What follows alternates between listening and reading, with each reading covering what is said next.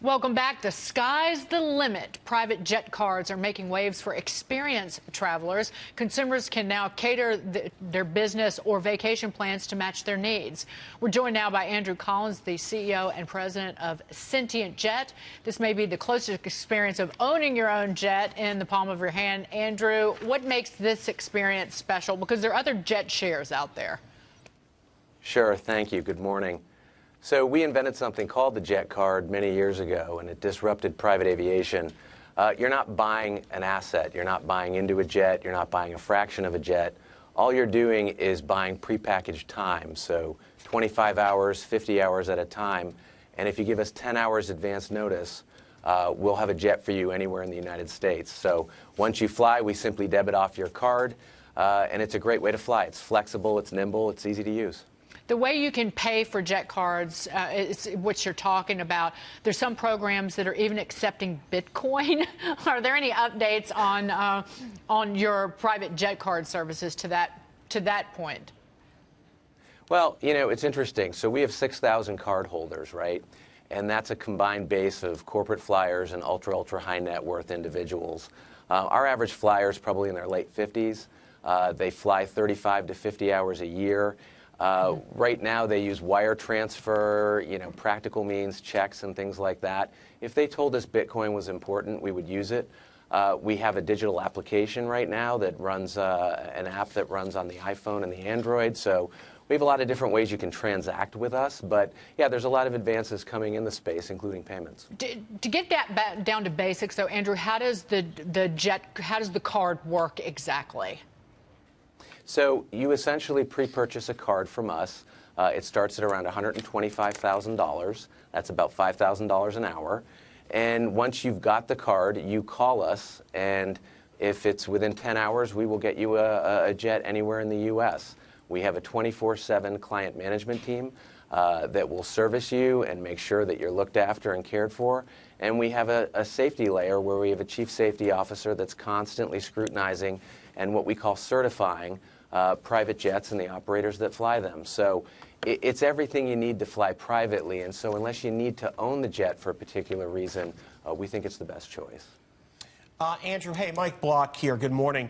So recently we saw GE have a management change, and one of the criticisms the old CEO Jeff Immelt got was that the company had two corporate jets, that he apparently had this redundancy in there to make sure his life was easier. Is that sort of pushback against owning physical assets at the corporate level? Is that helping you? Is there any pushback you're getting on some of the, obviously this is a very high-end service. Is that creating some opportunity for you, though? Great question, Mike. I think that, when it comes to private aviation, it's about manipulating time. So at a corporate executive level, time is probably the most valuable asset they have.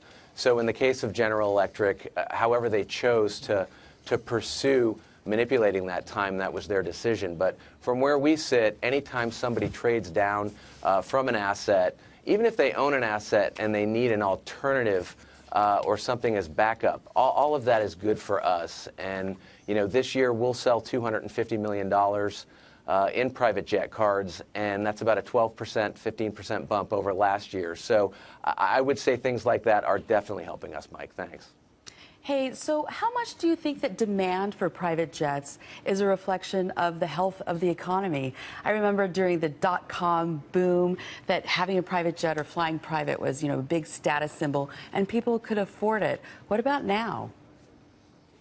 I remember the .com boom well. I would tell you that there's been a lot of visibility on private aviation, especially in the last 5 to 7 years. There's been a lot of fresh capital that has come into the market and into the industry.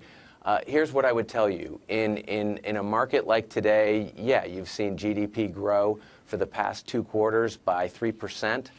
You see a Dow Jones indices that's pushing towards 24,000. So the market will always, I think, bring about a healthy private aviation volume. But for us, because we're not asset-based, we tend to work in both markets. But yes, there is a correlation there for sure. Andrew, obviously this is cheaper than buying a jet or a fractional share. But what's the best advice you have for people that are interested in this to get the best price? I think you have to understand realistically, too, what your price point is, right? It's all context. Private aviation isn't inexpensive. I think there's been people that have entered the space that have tried to convince consumers or the buying segments that might be interested or aspirational that it can be inexpensive. And if you're lucky, perhaps you can be. But I would say that before you look at price, you really want to understand your provider. How long have they been in business?